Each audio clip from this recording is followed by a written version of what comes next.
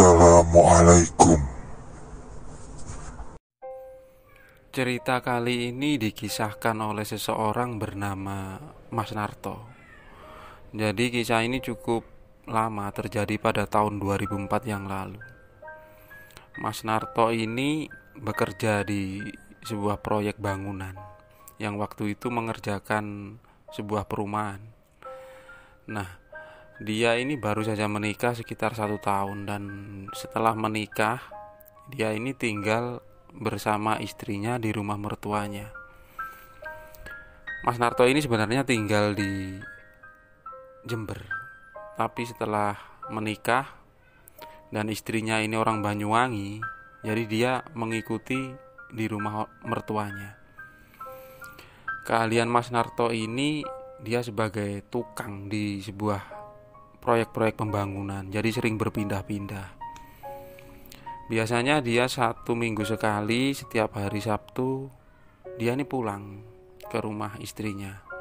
Nah, karena waktu itu istrinya sudah hamil 8 bulan lebih, jadi Mas Narto bermaksud izin kepada mandornya untuk istirahat menemani sampai istrinya ini lahiran. Dan setelah mandornya menyetujui, jadi waktu itu di hari Sabtu setelah bekerja, bahkan dia mengambil lembur sampai jam 10 malam, Mas Narto ini bermaksud langsung pulang. Sebenarnya ketika Mas Narto ini izin pulang, teman-temannya ini bilang, "Mbok ya besok saja Mas, ini toh sudah malam, apalagi rumahmu jauh, rumah istrimu ini juga di pelosok. Apa kamu gak takut? Kamu juga baru saja lembur, nanti kalau kecapean di jalan gimana?"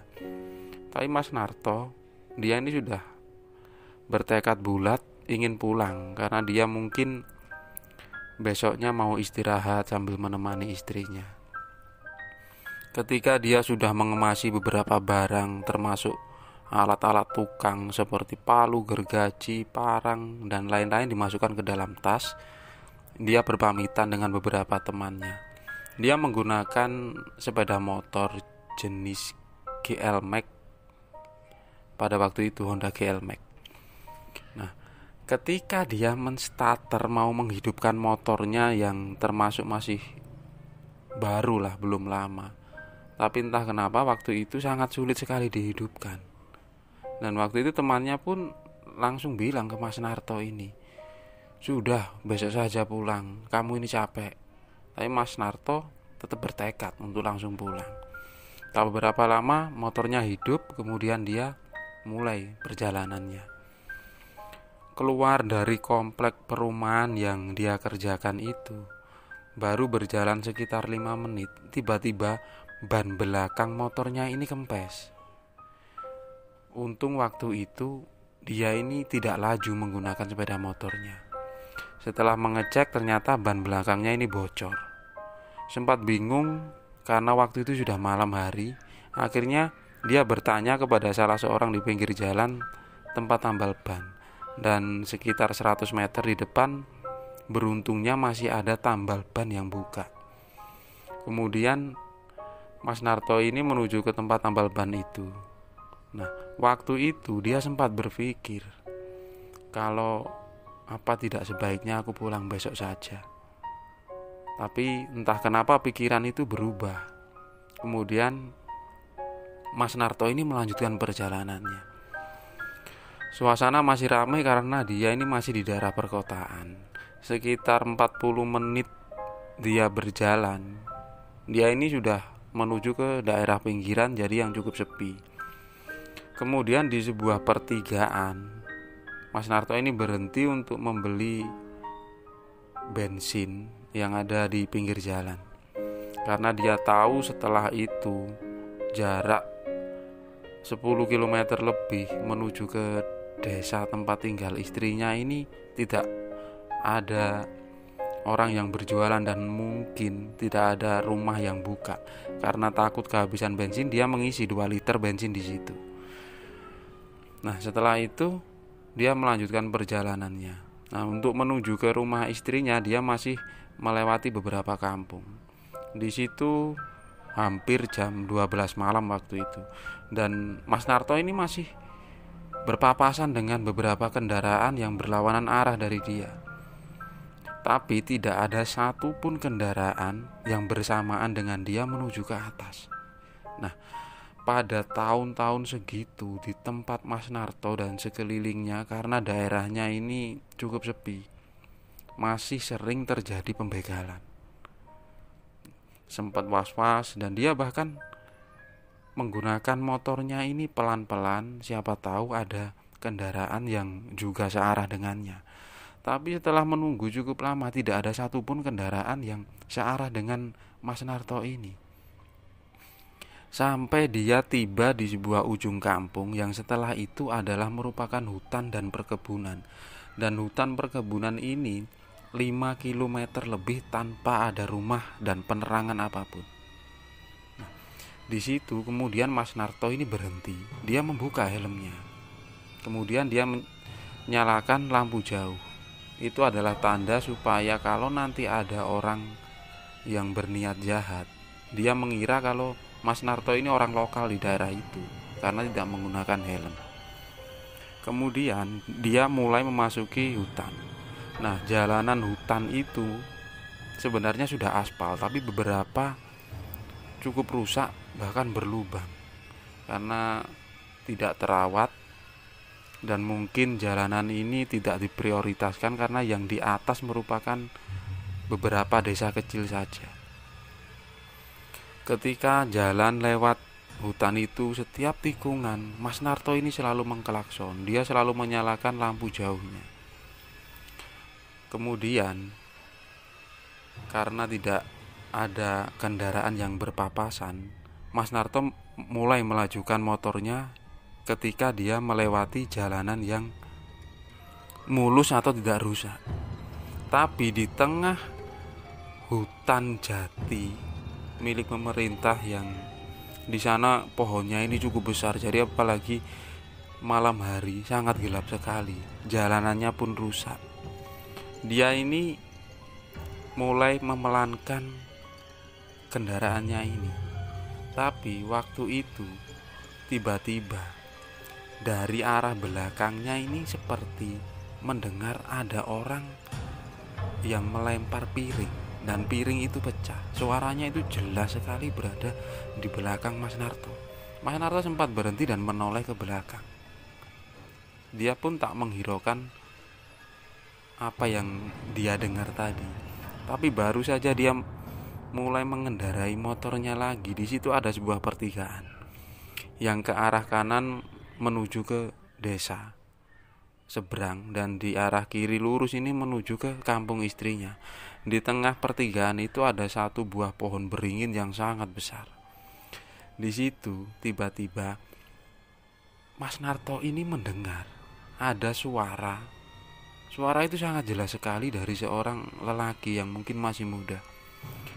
"Mas, bareng." Nah, Mas Narto ini menoleh ke kanan dan ke kiri karena dia tidak jelas suaranya itu dari mana. Tapi dia ini tidak melihat siapapun di tempat itu. Dari situ Mas Narto langsung berpikir, nanti jangan-jangan begal. Kemudian di jalan yang berlubang dan cukup rusak itu dia terobos.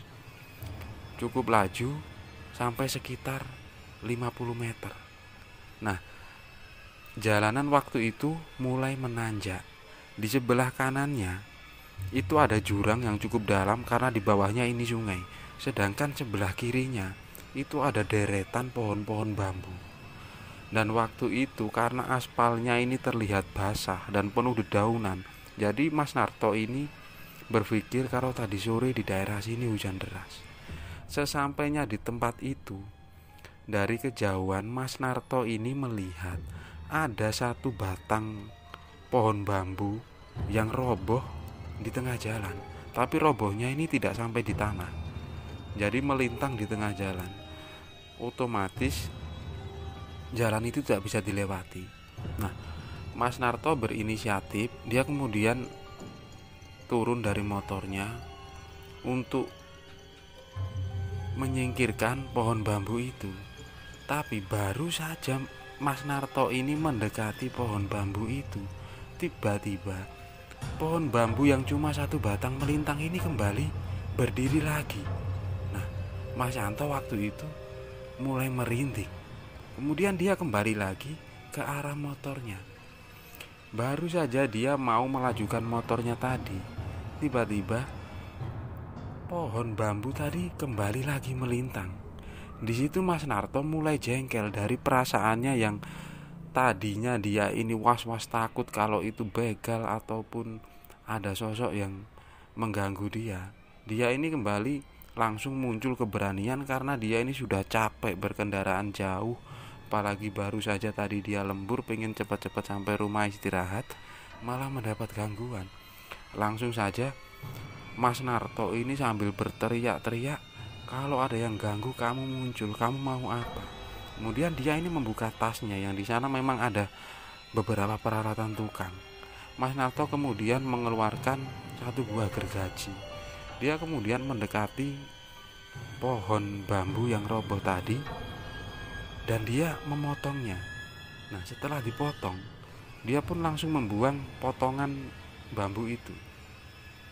Tak beberapa lama, Mas Narto ini mendengar suara lagi, suara yang sama seperti yang dia dengar di bawah tadi. Mas, bareng. Nah, kemudian Mas Narto kembali lagi merinding. Bulu kuduknya ini sangat merinding sekali.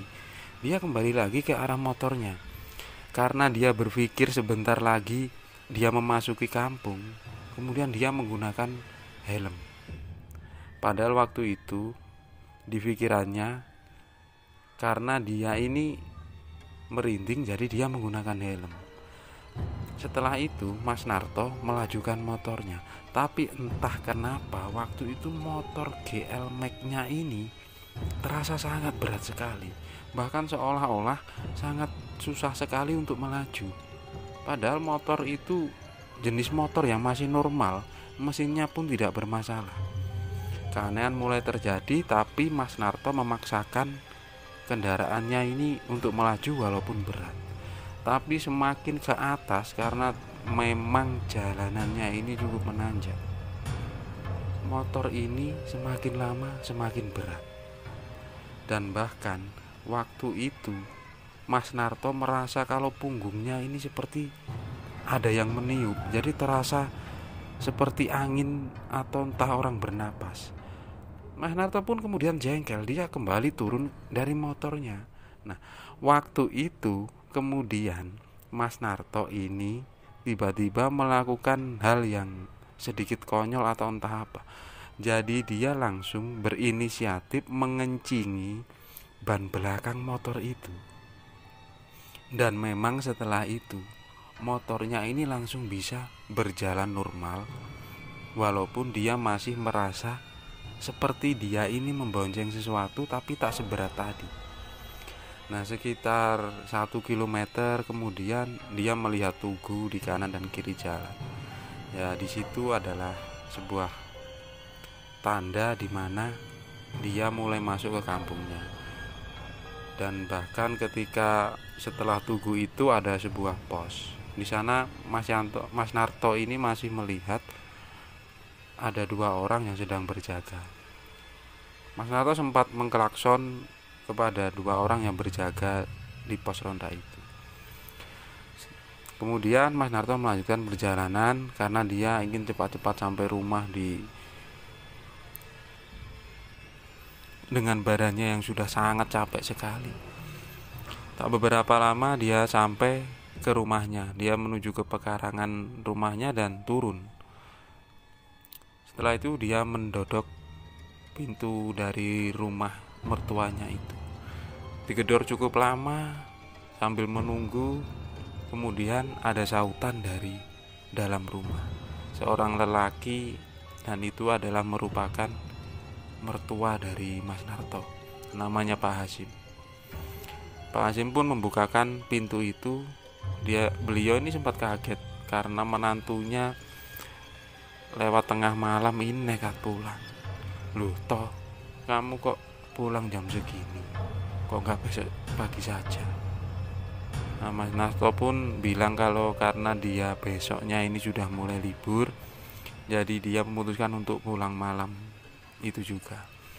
Mas Narto pun masuk ke dalam rumah. Dia menaruh tas yang penuh dengan peralatan pertukangannya di atas sebuah kursi kayu yang ada di ruang tamu itu. Dia ini langsung bermaksud menuju kamar mandi.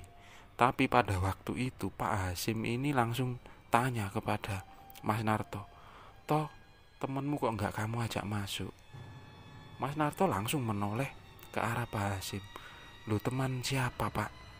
Saya ini tadi pulang sendiri." Pak Hasim bilang sambil menunjuk ke arah luar, "Itu temanmu yang berada di atas motor tadi." Tapi waktu itu ternyata Pak Hasim dan Mas Narto ini melihat keluar rumah ke arah motor tadi tidak ada siapapun. Tapi menurut Pak Hasim tadi, Mas Narto ini berdua dengan temannya. Dan salah satu temannya ini, dia masih duduk di atas sepeda motornya itu. Nah, waktu itu akhirnya Mas Narto ini menceritakan tentang apa yang dia alami selama perjalanan ke rumahnya. Kemudian Pak Hasim ini langsung bilang ke menantunya, "Ya sudah, kamu gak usah masuk ke kamar istrimu dulu. Biarkan dia istirahat. Sekarang kamu mandi. Setelah itu kamu balik lagi ke sini keluar. Biar bapak yang ngurus motormu." Kemudian Mas Narto ini langsung mandi. Setelah mandi dia menuju ke luar. Karena kebetulan waktu itu istrinya juga mungkin karena sudah tertidur lelap, jadi dia tidak tahu kalau suaminya ini pulang. Ternyata Pak Hasim ini sudah memasukkan motor itu. Beliau bercerita kalau sempat melihat beberapa daun bambu berada di jok belakang dari motornya Mas Narto ini. Dan akhirnya Mas Narto disuruh tidur di ruang tamu waktu itu dan ditemani oleh Pak Hasim. Itulah sebuah cerita yang dikisahkan oleh seseorang bernama Mas Narto. Terima kasih buat teman-teman yang sudah menonton video ini. Jika teman-teman suka, tekan tombol like. Jika tidak suka, tekan tombol dislike. Itu pun kalau tega. Komen ya, kasih masukan, atau kita berbagi cerita horor. Subscribe, share juga boleh. Terima kasih dan wassalamualaikum warahmatullahi wabarakatuh.